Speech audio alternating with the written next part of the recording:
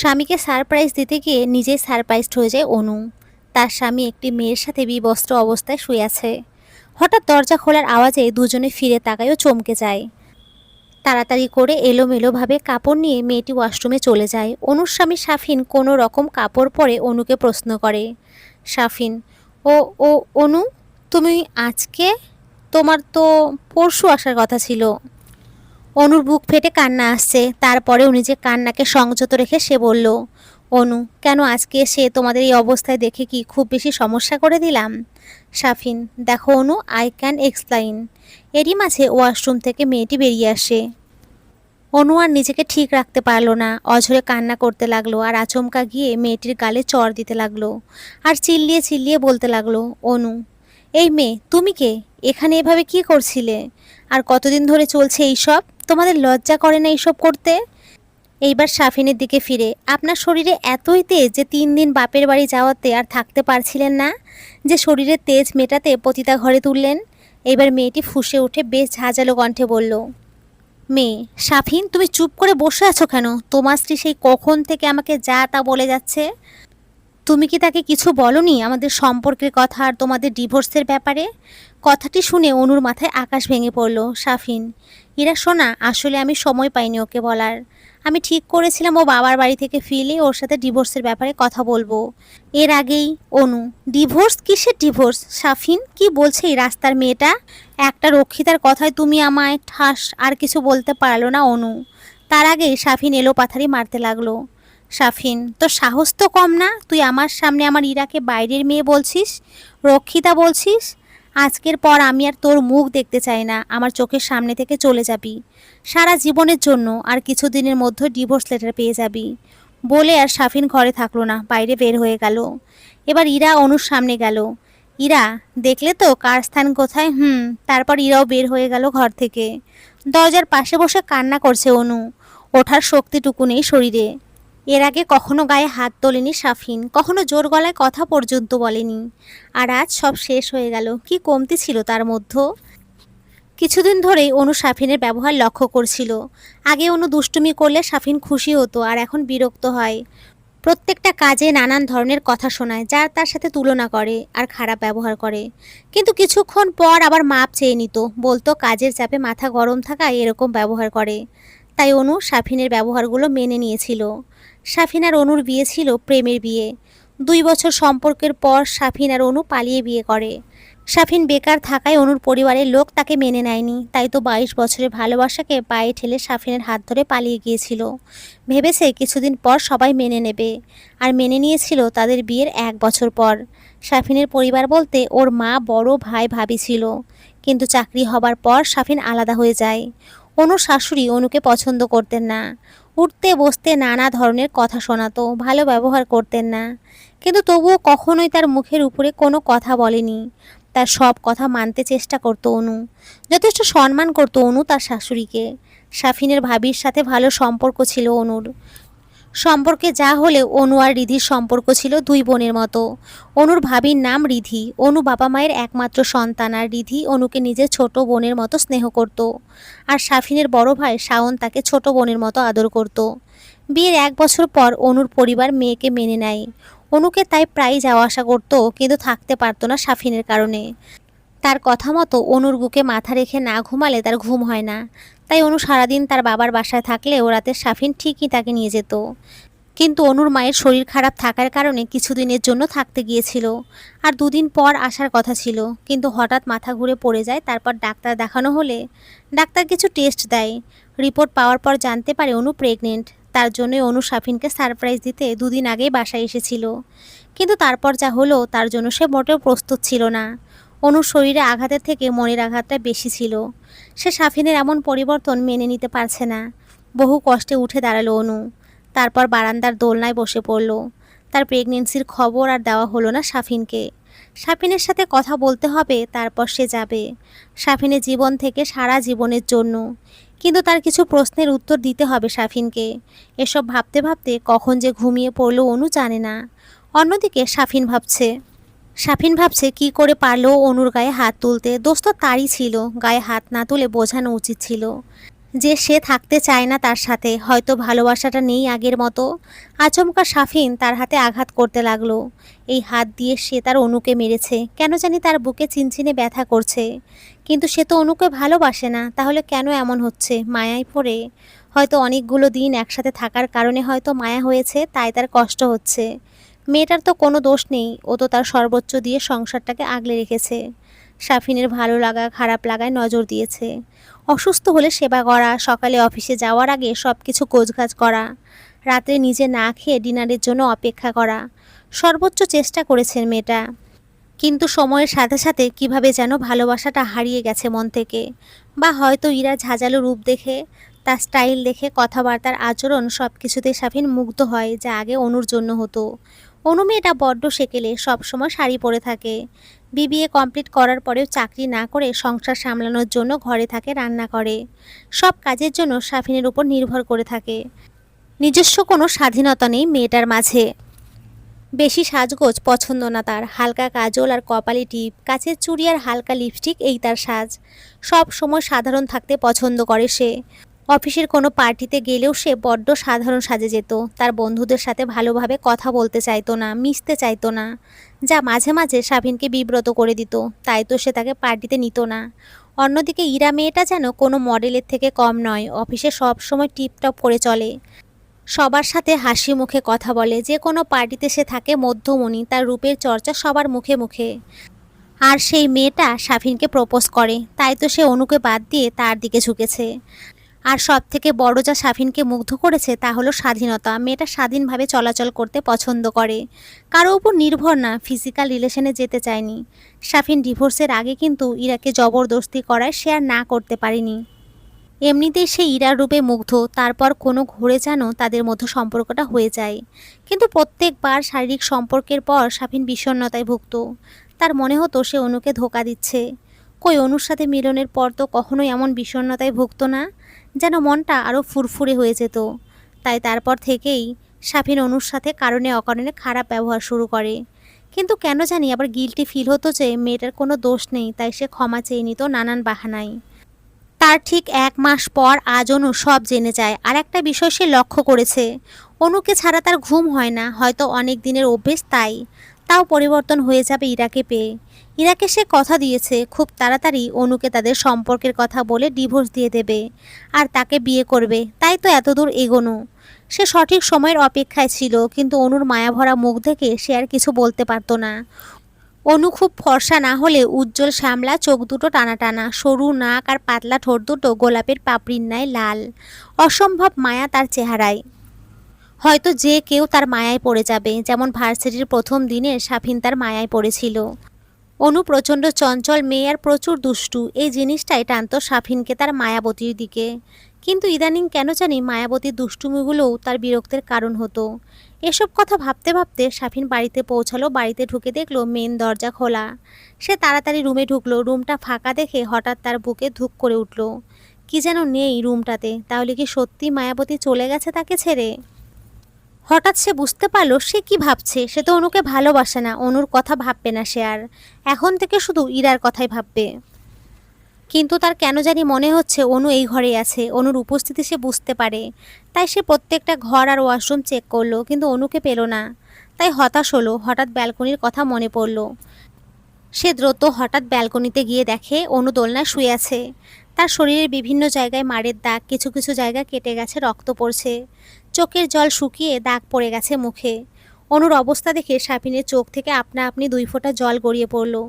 অনুর বাবা মা কখনোই অনুর গায়ে ফুলের টোকাও দেয়নি, তাদের একমাত্র সন্তান বলে। আর আজকে সে জানোয়ারের মতো পিটিয়েছে অনুকে, তাও আবার কোনো দোষ ছাড়াই। কোনো নারী তার স্বামীর ভাগ কাউকে দিতে চায় না, কেউ এটা মেনে নেয় না। তাই তো তার রাগটা স্বাভাবিক। কিন্তু সাফিন নিজেকে কন্ট্রোল করতে পারেনি। কথাটা ভেবে একটা দীর্ঘ নিঃশ্বাস ফেলল সাফিন। তারপর অনুকে কোলে নেয় সাফিন। অনুর গায়ে হাত দিয়ে সাফিন বুঝতে পারে ওর গা প্রচণ্ড গরম হয়ে আছে। সে তাড়াতাড়ি তাকে বিছানায় শুইয়ে দেয়। তারপর একটি পাত্রে হালকা গরম পানি এনে গাগুলো মুছিয়ে দিয়ে সেখানে ওষুধ লাগিয়ে দেয়। ও আরও একটি বাটিতে পানি নিয়ে জলপট্টি করতে থাকে।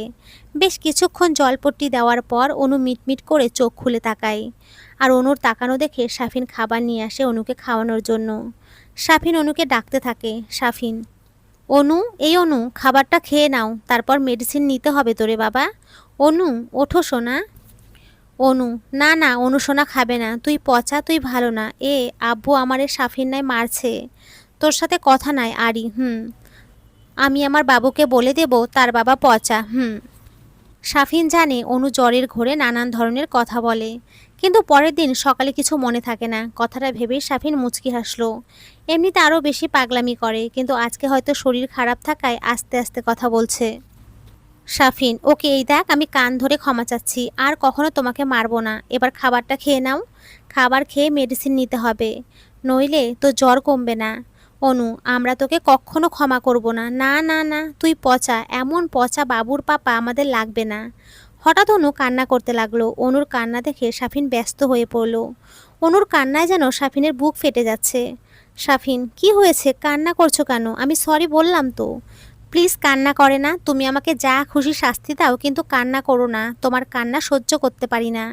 কথাটা বলে সাফিন অনুকে বুকে টেনে নিল। অনু তাকে জড়িয়ে ধরে কান্না করতে থাকে আর বলে, অনু, আমি আপনাকে কখনো ক্ষমা করব না সাফিন, সারা জীবনের জন্য দূরে চলে যাব আমরা, হারিয়ে খুঁজবেন আমায়, কিন্তু তখন খুব দেরি হয়ে যাবে।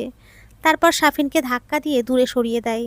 আমার শরীর খুব ব্যথা করছে সাফিন, আমি সহ্য করতে পারছি না কান্না করতে করতে। অনুর প্রত্যেকটা কথা সাফিনের বুকে তীরের মতো বিঁধল। সারা জীবনের জন্য দূরে চলে যাব আমরা, কথাটা সাফিনের কানে বারবার বাজছে। অনু কেন নিজেকে বারবার আমরা আমাদের বলছে, কিন্তু পরক্ষণে ভাবলো জ্বরের ঘোরে হয়তো আবোল তাবোল বকছে। তারপর সে অনুকে শান্ত করলো। সাফিন, ওকে চল, চলে যেও, কিন্তু আগে খাবারটা খেয়ে নাও, খাবার খেয়ে মেডিসিন নিলে ব্যথা কমে যাবে। এইদিকে এসো, আমি খাইয়ে দিই, হা করো। সাফিনের কথা শুনে অনু বাধ্য মেয়ের মতো খাবার খেয়ে নিল। তারপর মেডিসিন নিয়ে গুটিসুটি মেরে শুয়ে পড়ল। সাফিন প্লেটগুলো রেখে রুমে এসে দেখে অনু ঘুমিয়ে আছে। তাই সেও কি যেন মনে করে অনুকে জড়িয়ে ধরে শুয়ে পড়ল। হয়তো এইটাই শেষ জড়িয়ে ধরা আর শেষ ঘুম তার মায়াবতীর সাথে। সারা জীবনের জন্য দূরে চলে যাব, কথাটা বারবার কানে বাজছে। তার কেন জানি কথাটা সহ্য হচ্ছে না। এসব ভাবতে ভাবতে কখন যে ঘুমিয়ে গেল সে নিজেও জানে না। সকালে সকালে ঘুম থেকে ওঠে অনু নিজেকে ভারী ভারী অনুভব করলো। পাশে ফিরে দেখা সাফিন তাকে আষ্টে পিষ্টে জড়িয়ে ঘুমিয়ে আছে। ঘুমের মধ্যে ছেলেটাকে কত নিষ্পাপ দেখায়। হঠাৎই কালকের ঘটনার কথা মনে পড়ল অনুর। ধাক্কা দিয়ে সাফিনকে নিজের থেকে সরিয়ে দিল। মাথাটা ঝিমঝিম করছে, শরীরটা ব্যথায় কুঁকড়ে যাচ্ছে। সারা রাত সে সাফিনের সাথে ছিল। কথাটা ভাবতেই অনুর গা গুলিয়ে উঠল। সে কোনো রকমে দৌড়ে ওয়াশরুমে গেল আর গড় গড় করে বমি করে দিল। অনুর ধাক্কায় সাফিনের ঘুম ভেঙে গিয়েছিল। অনুর ধাক্কায় সাফিন অপমানিত বোধ করল। আগে তো প্রত্যেক দিন সে অনুকে জড়িয়ে ধরে ঘুমাতো, তখন ধাক্কা দেয়নি। অনুর বমি করা দেখে সে ভাবলো হয়তো জ্বরের কারণে বমি হচ্ছে। তাই সে উঠে ওয়াশরুমে গেল অনুকে ধরতে, কিন্তু তার আগেই অনু তাকে হাত উঠিয়ে ধরতে মানা করে দেয়। তাই সে সেখান থেকে বাড়ির বাইরে চলে যায়। অনুর ইগনোরেন্স সহ্য হচ্ছে না সাফিনের। হঠাৎ সে ভাবতে লাগলো, সে কি অনুকে ছাড়া থাকতে পারবে? একবার অনুর সাথে কথা বলতে হবে। সে অনুকে ডিভোর্স দেবে না, সেও থাকবে, ইরাও থাকবে, কিন্তু সে থাকবে বন্ধু হয়ে। কিন্তু ইরা কি ব্যাপারটা মেনে নেবে? আর অনুই বা মানবে কেন বন্ধু হয়ে থাকতে? সেও তো একজন লাইফ পার্টনার চায়। তাহলে ডিভোর্সের পরে কি আবার বিয়ে করবে? অন্য কেউ অনুর উপরে অধিকার খাটাবে? কথাটা ভাবতেই কেন যেন সাফিনের রাগ উঠে গেল। যেন কেউ তার ভেতর থেকে বলছে অনু শুধু তার, অনুর উপরে অধিকার শুধুই তার। তারপর সে বাসায় রওনা দেয়। অনুর সাথে কথা বলতে হবে। মানুষ তো দুটো বিয়ে করে সংসারও করে। হয়তো আগের মতো ভালোবাসতে পারবে না, কিন্তু চেষ্টা করবে। ইরা এবং সে আলাদা আলাদা থাকবে, তাদের সব চাহিদা পূরণ করার চেষ্টা করবে। সে দুজনের সাথে সুখে থাকবে, তাহলে ইরাকেও পাবে আর অনু অন্য কারোর কাছে যেতে পারবে না, তার হয়েই থাকবে। কথাটা ভেবেই সাফিনের ভালো লাগছে। আগে অনুকে মানাতে হবে, তারপর সে ইরার সাথে কথা বলবে এই বিষয়ে। তার বিশ্বাস অনু মেনে নেবে তার সব শর্তে, কারণ অনু তাকে ভীষণ ভালোবাসে। এখন চিন্তা শুধু ইরাকে নিয়ে। কথাগুলো ভাবতে ভাবতে সে ঘরে ঢোকে। দরজা যেভাবে খোলা ছিল সেইভাবেই খোলা আছে, তাই ঘরে ঢুকতে সমস্যা হয়নি। তারপর সে অনুকে খুঁজতে থাকে। ওয়াশরুম থেকে পানির আওয়াজ আসছে, হয়তো অনু শাওয়ার নিচ্ছে, তাই সে অপেক্ষা করতে থাকে অনুর। অপরদিকে অনু 1 ঘন্টা যাবৎ শাওয়ারের নিচে কান্না করছে আর ভাবছে তার জীবনটা তো অন্যরকম হওয়ার কথা ছিল। তাহলে কেন এমন করলো সাফিন তার সাথে? সব প্রশ্নের উত্তর তাকে দিতে হবে, তারপর সে যাবে। আর বেশিক্ষণ থাকলো না সে, কারণ এতে তার বাচ্চার সমস্যা হতে পারে। বাচ্চাটার তো কোনো দোষ নেই, তবে সে কেন কষ্ট পাবে? আর কাঁদবে না সে, এই তার শেষ কান্না। বাচ্চাটার জন্য হলেও তাকে বাঁচতে হবে। বাচ্চাটা না থাকলে হয়তো সে এতক্ষণে মরেই যেত। বাচ্চাটাই হচ্ছে বাঁচার একমাত্র অবলম্বন। সে তাকে আঁকড়ে ধরে সারা জীবন থাকতে পারবে। তাকে মানুষ করার জন্য সাফিনের মতো বাবার দরকার নেই। কথাগুলো ভাবতে ভাবতেই ওয়াশরুম থেকে বের হয়ে দেখল সাফিন খাটের উপরে বসে তার দিকে ঘোর লাগা দৃষ্টিতে তাকিয়ে আছে। সে তার দিক থেকে চোখ সরিয়ে আয়নার সামনে বসে চুল মোছায় মনোযোগ দিল। বাথরুমের দরজা খোলার আওয়াজে সেদিকে তাকায় সাফিন। অনু মাত্র গোসল থেকে বের হয়েছে, চুল দিয়ে টপ টপ করে পানি পড়ছে। মলিন চেহারাটা স্নিগ্ধ হয়ে আছে। ঘোরের মাঝে সে উঠে এসে অনুকে পেছন থেকে আঁকড়ে ধরে ওর ভেজা চুলে মুখ ডুবিয়ে দিল। আচমকা এমন স্পর্শে অনু থ বনে গেল। দেখলো সাফিন তার চুলে মুখ ডুবিয়ে দাঁড়িয়ে আছে। সে দ্রুত উল্টো দিকে ঘুরে সাফিনকে বেশ জোরে ধাক্কা দিল আর বলতে লাগলো, অনু, লজ্জা করে না আপনার? এত কিছুর পরেও আপনি আমাকে স্পর্শ করছেন। মেয়ে মানুষের শরীর দেখলে আর নিজেকে ঠিক রাখতে পারেন না, তাই তো? অনুর ধাক্কাতে সাফিনের হুঁশ ফেরে আর তার কথাতে সাফিনের রাগ উঠে যায়।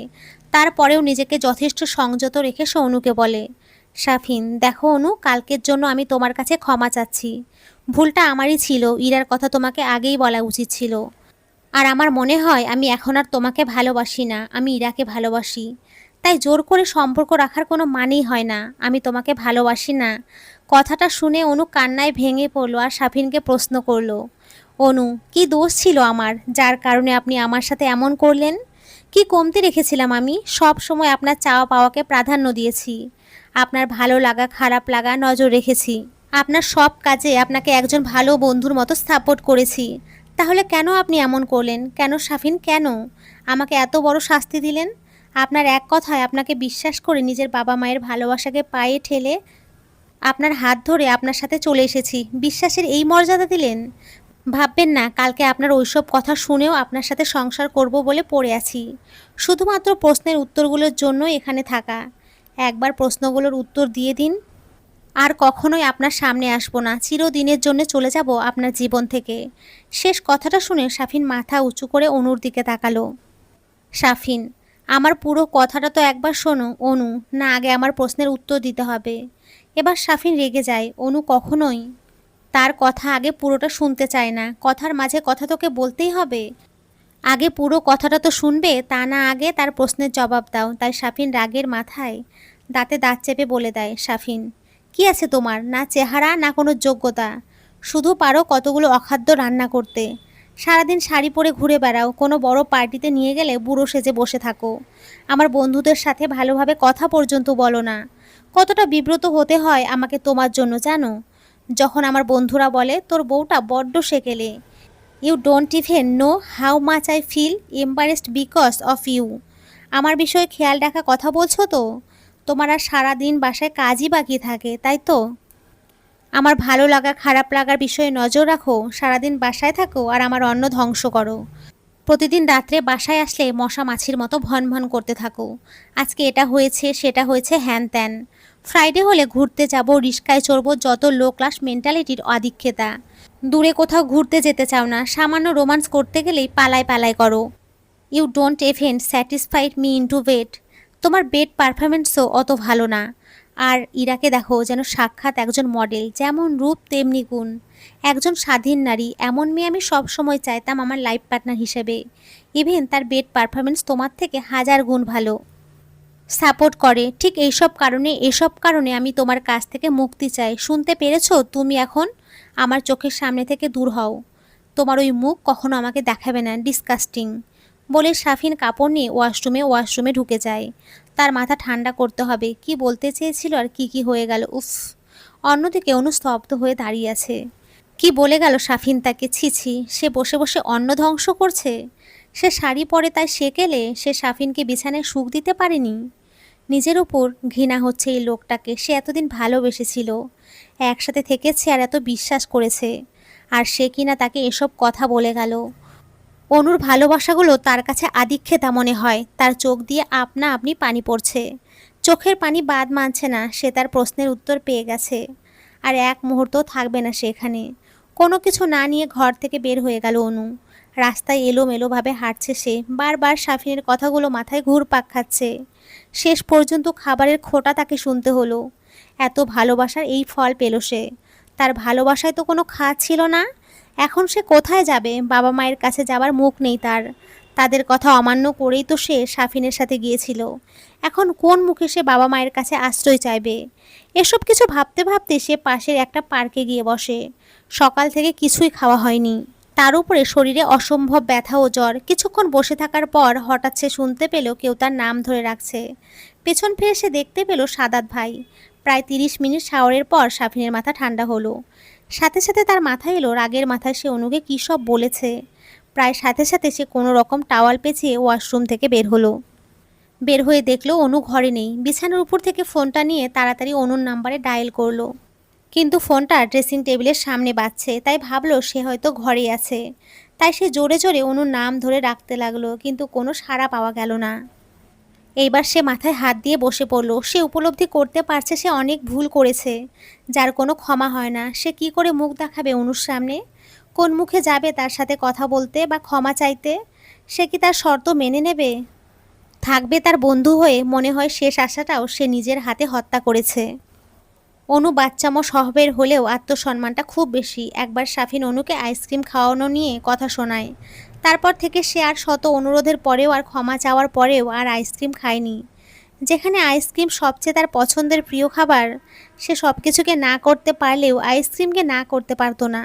সাফিনের নিজেকে এখন জুতো পিটা করতে ইচ্ছে করছে। কি করে পারলো অনুকে এইসব কথা বলতে, যা একটাও সত্যি না? কথাগুলো সাফিন মন থেকে বলেনি, রাগের মাথায় বলে ফেলেছে।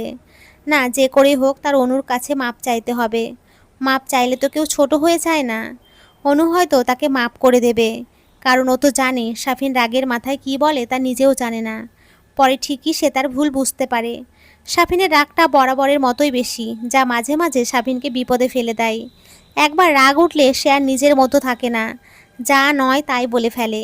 অনু তার রাগ কন্ট্রোল করার জন্য সব সময় বলতো, আরও বলতো এই রাগের কারণেই হয়তো একদিন সব কিছু হারাবে। তাহলে কি সে অনুকে সারা জীবনের জন্য হারিয়ে ফেলল? সাদাত অনুর আপন মামাতো ভাই। সে তার ছেলেকে নিয়ে এখানে খেলতে এসেছে। সে আশেপাশে থাকে। তার ছেলেকে জন্ম দেওয়ার সময় সাদাত ভাইয়ের স্ত্রী মারা যায়। তারপর সে আর বিয়ে করেনি। এখনও স্ত্রীকেই ভালোবাসেন তিনি। ছেলেকে নিয়ে দিন কাটে তার। সাদাতের ছেলের বয়স 4 বছর, নাম সাদ। ভীষণ মিষ্টি দেখতে, আর সারাদিন পাকা পাকা কথা বলে ঘর মাতিয়ে রাখে। সাদাত অনুর ভাই কম, বেস্ট ফ্রেন্ড বেশি। সে তার জীবনের সব কথাই তাকে বলতো। কিন্তু বিয়ের পর তার সাথে আর বেশি যোগাযোগ হয়নি, কারণ সাফিন তার সাথে কথা বলা পছন্দ করতো না। আর সাফিন পছন্দ করে না এমন কোনো কাজই অনু দ্বিতীয়বার করতো না। সাদাত সব সময় অনুকে একজন গাইডের মতো প্রোটেক্ট করত। সকল বিষয়ে ভালো পরামর্শ দিত, যদিও সে অনুর থেকে বয়সে প্রায় 10 বছরের বড় ছিল।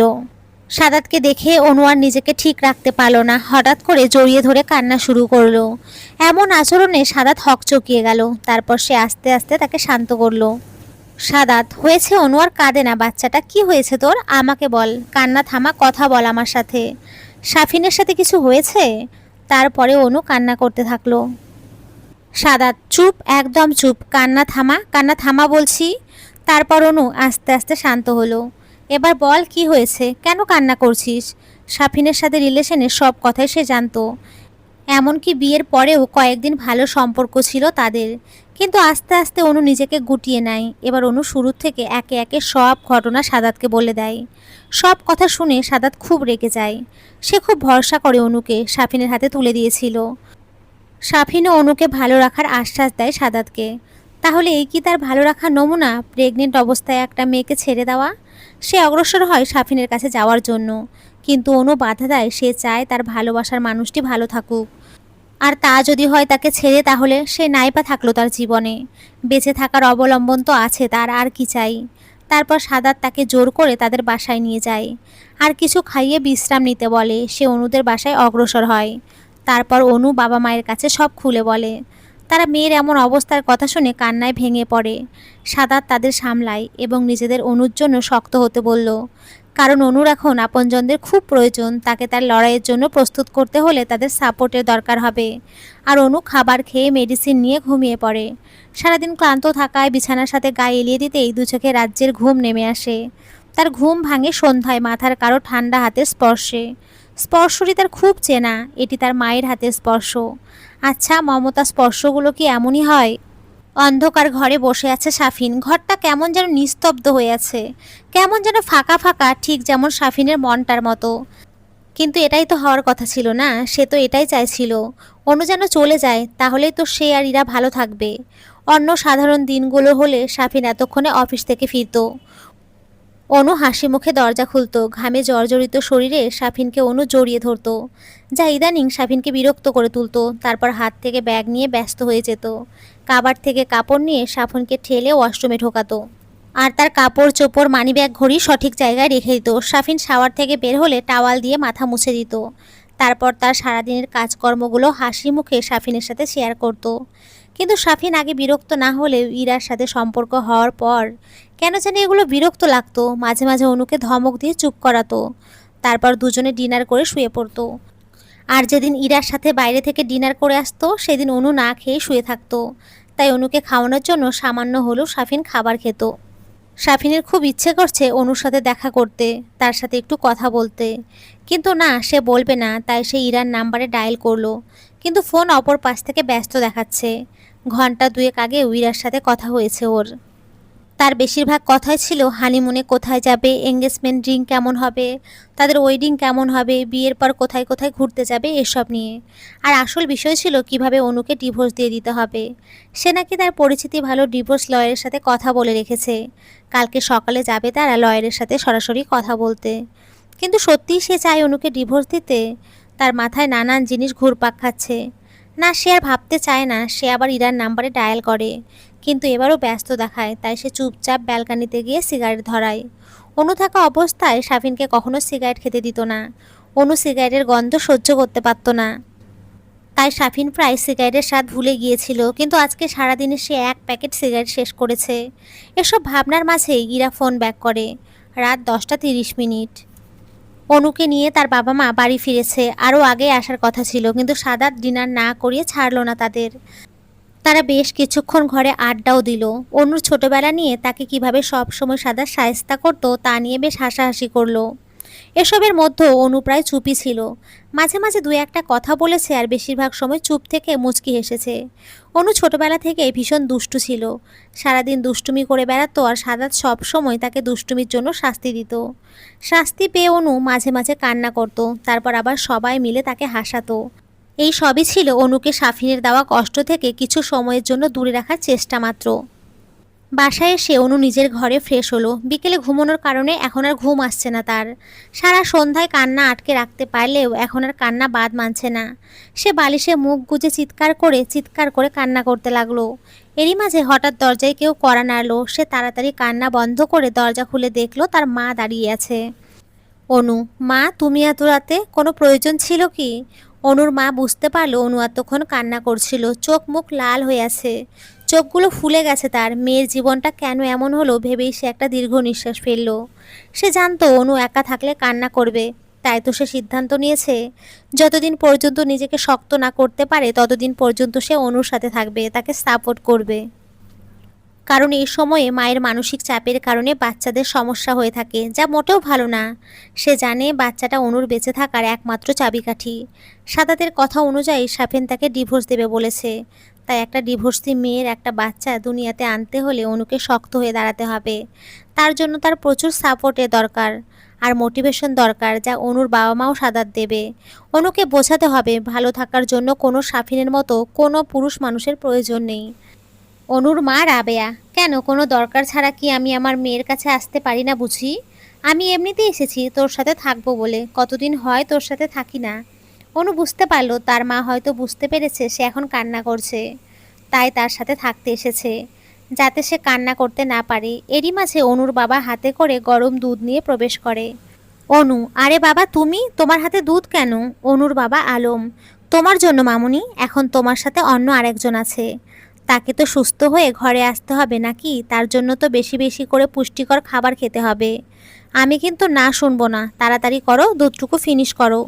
অনু, কিন্তু আমি তো দুধ খাই না, তুমি তো জানো। প্লিজ বাবা, জোর করো না। আলম, আমি তোমার কোনো কথা শুনবো না। আমি তো তোমাকে খেতে দিচ্ছি না, আমি তো আমার নাতি নাতনিকে খাওয়াচ্ছি। আমার সাথে খেলতে হলে তো তাদের যথেষ্ট শক্তির প্রয়োজন, তাড়াতাড়ি শেষ করো, তাড়াতাড়ি। অনু বুঝতে পারলো এখন আর কথা বাড়িয়ে লাভ নেই। অজ্ঞাত অনুকে নাক চেপে দুধটুকু খেয়ে ফেলতে হলো। বরাবরই দুধ অনুর অপছন্দনীয় খাবার, তাকে জোর করে দুধ খাওয়ানো যায় না, কিন্তু তার সন্তানের ভালোর জন্য তো এইটুকু করতেই পারে। যেখানে তার বাবা মা তাকে দূরে ঠেলে না দিয়ে এত আপন করে নিয়েছে তার সন্তানের জন্য, সেখানে দুধ খাওয়া কি এত বড় কাজ? ঠিক সেই মুহূর্ত থেকে সে প্রতিজ্ঞা করলো সাফিনকে মনে করে সে আর কান্না করবে না। যে তাকে ভালোবাসে না তার জন্য সে কান্না করে তাকে যারা ভালোবাসেন তাদের কেন কষ্ট দিচ্ছে। অনু তার বাবা মাকে জড়িয়ে ধরলো আর তাদের জীবনে এগিয়ে যাবে বলে আশ্বাস দিল, যেখানে থাকবে না কোনো সাফিন নামের কোনো পিছু টান। ভালো থাকার জন্য প্রথমে যা করতে হবে তা হলো এই শহর থেকে দূরে থাকা, কারণ এই শহরের আনাচে কানাচে তার প্রেম করে বেরিয়েছে, তাই এখানকার প্রত্যেকটা জায়গায় সাফিনকে মনে করিয়ে দেয়। তাই সে শহর থেকে দূরে চলে যাবে। তারপর সিদ্ধান্ত নেয় সে লেখাপড়া চালিয়ে যাবে, কারণ সাফিন তার যোগ্যতায় প্রশ্ন তুলেছে। তার থেকে বেশি যোগ্য হয়ে তবেই সে সাফিনের সামনে দাঁড়াবে আর দেখিয়ে দেবে সাফিন কখনো তার যোগ্য ছিল না। আর অতীতকে ভোলানোর সব থেকে ভালো উপায় হচ্ছে নিজেকে ব্যস্ত রাখা, এত ব্যস্ত রাখা যাতে অতীত নিয়ে ভাবার সময়ই না থাকে। আর এর সব থেকে ভালো মাধ্যম হচ্ছে লেখাপড়া চালিয়ে যাওয়া। সাফিন নামে যে কেউ একজন তার জীবনে ছিল তা একেবারের জন্য মুছে ফেলতে চায় অনু, কিন্তু চাইলেই কি সব কিছু মন থেকে মুছে ফেলা যায়? ঠিক কোনো এক গভীর রাতে দীর্ঘ নিঃশ্বাস হয়ে বেরিয়ে আসে কালো অতীতগুলো, সাথে কিছু সুখময় স্মৃতি। সাফিনের সাথে খুব তো খারাপ ছিল না সে। অনু বিবিএ কমপ্লিট করার পর বিয়ে করে, তারপরে আর পড়াশোনা বা চাকরির দিকে ঝোঁকেনি সে, কারণ অনুর সবসময় ইচ্ছে ছিল বিয়ের পর সে চাকরি করবে না, সংসারী হয়ে সাফিনের পছন্দ মতো রান্না বান্না করবে, ঘর গোছাবে, বাচ্চা পালবে আর সাফিনের খেয়াল রাখবে। তাই আর নিজেরও পড়াশোনা কন্টিনিউ করেনি বা সাফিনও কোনো আগ্রহ দেখায়নি। ইরার কল দেখে তাড়াতাড়ি রিসিভ করে সাফিন। ফোন ধরতে জিজ্ঞেস করে, সাফিন কার সাথে কথা বলছিলে এতক্ষণ যাবৎ? সেই কখন থেকে ফোন দিচ্ছি, বারবার বিজি দেখাচ্ছে। সাফিনের এই কথাটাই যথেষ্ট ছিল ইরাকে রাগাবার জন্য। সেও বলে ফেলে, ইরা কেন এখন কি তোমার কাছ থেকে পারমিশন নিয়ে আমার ফোনে কথা বলতে হবে? কার সাথে কথা বলছি, কি কথা বলছি, কতক্ষণ ধরে কথা বলবো, সব কিছু তোমাকে বলতে হবে? আমাকে কি অনু পেয়েছো যে সব কিছুর কৈফিয়ত আমি তোমাকে দেব, সব কিছুতে তোমার পারমিশন চাইবো? হঠাৎই সাফিন দমে গেল। সে শান্ত স্বরে ইরাকে বলল, সাফিন সরি ইরা, ভুল হয়ে গেছে, আসলে মাথা ঠিক ছিল না। তারপর আমি তোমাকে অনেকক্ষণ যাবৎ ফোন দিচ্ছি, বারবার বিজি দেখাচ্ছে, তাই হুট করে মাথা গরম হয়ে গিয়েছিল। ভুলে বলে ফেলেছি, তুমি যার সাথে খুশি কথা বলো, আমার কোনো সমস্যা নেই। জানোই তো রাগ উঠলে আমার মাথা ঠিক থাকে না, যা তা বলে ফেলি। এবার ইরা স্বাভাবিক কণ্ঠে বলল, ইরা আমি অনু না যে তোমার রাগের ধার ধরে বসে থাকবো। যাকগে, আসলে এক পুরনো ফ্রেন্ডের সাথে কথা বলছিলাম, তাই তোমার ফোন খেয়াল করিনি। কি জন্য ফোন দিয়েছো বলো? কিছুক্ষণ আগেই না কথা বললাম তোমার সাথে। সাফিন দীর্ঘ নিঃশ্বাস ফেললো। সে অনুকে মনে না করার জন্য ইরাকে ফোন দিয়েছে, কিন্তু ইরাও বারবার অনুর কথা তুলে ওর কথা মনে করিয়ে দিচ্ছে। সাফিন কেন, তোমার সাথে কথা বলার জন্য বুঝি কারণ থাকতে হবে? এমনিতে কথা বলা যাবে না? আর কিছুক্ষণ আগে কেন বলছো? প্রায় 2 ঘন্টা আগে কথা বলেছি আমরা, তোমার কথা মনে পড়ছিল তাই ফোন দিলাম। এই ইরা চলো না তাড়াতাড়ি বিয়ে করে ফেলি, একা একা থাকতে ভালো লাগছে না, চলো কালকেই বিয়ে করে ফেলি। ইরা বললেই হলো নাকি কালই বিয়ে করে ফেলি? আর তাছাড়া বিয়ে ছাড়াই তো সব পাচ্ছ, তাহলে সমস্যা কোথায়? আমার আরও কিছুদিন এইভাবেই থাকি, তারপর না হয় বিয়ের কথা ভাববো। আগে তোমাদের ডিভোর্সটা তো হোক। আমার কত শপিং করতে হবে, ফ্রেন্ডদের ইনভাইট করতে হবে, কত প্ল্যানিং আছে আমার বিয়ে নিয়ে। তোমার হয়তো এটা দ্বিতীয় বিয়ে, কিন্তু আমার তো প্রথম। আমারও তো কিছু শখ আছে নাকি? আর শোনো, তোমার ফালতু কথা শোনার আমার এখন সময় নেই, আমার কিছু কাজ আছে, পরে কথা বলবো। কোনো দরকার থাকলে বলো, আর ফালতু টাইম স্পেন্ডের জন্য আমাকে ফোন দেবে না, রাখি, বাই। কট করে ফোনটা রেখে দিল ইরা। সাফিন বারান্দায় দেয়াল ঘেঁষে বসে পড়ল। রাত প্রায় 12টার কাছাকাছি, চোখে ঘুম নেই তার।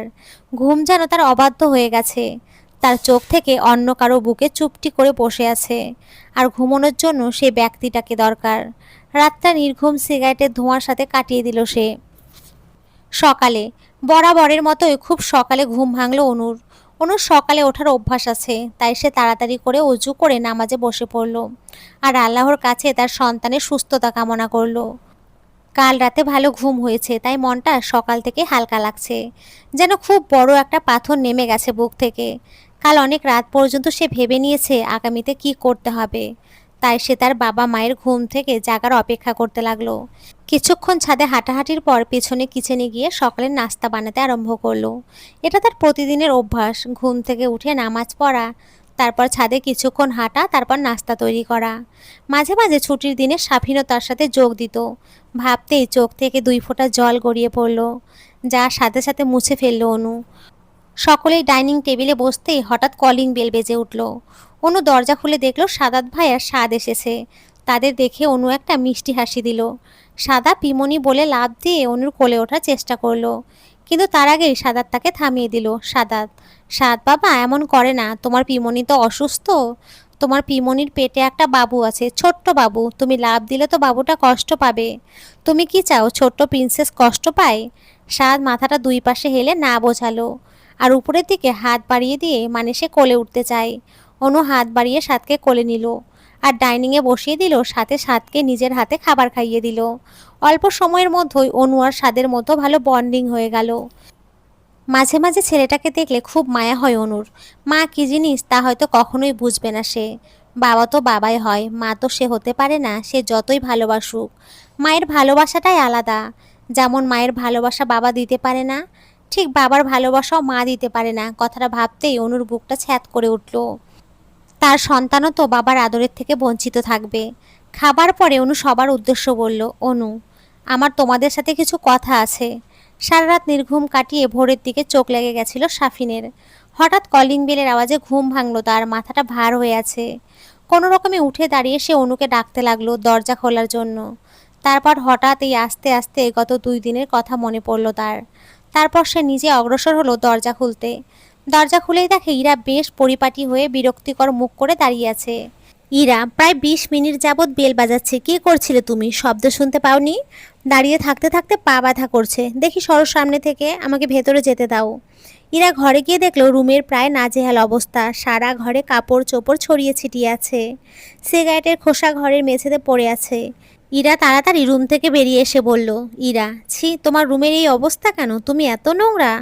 আমার সাথে থাকতে হলে সবসময় ঘর গুছিয়ে রাখতে হবে, নিজের কাজ নিজে করবে। আর তুমি কি ভুলে গেছো আজকে আমরা লয়ারের কাছে যাব?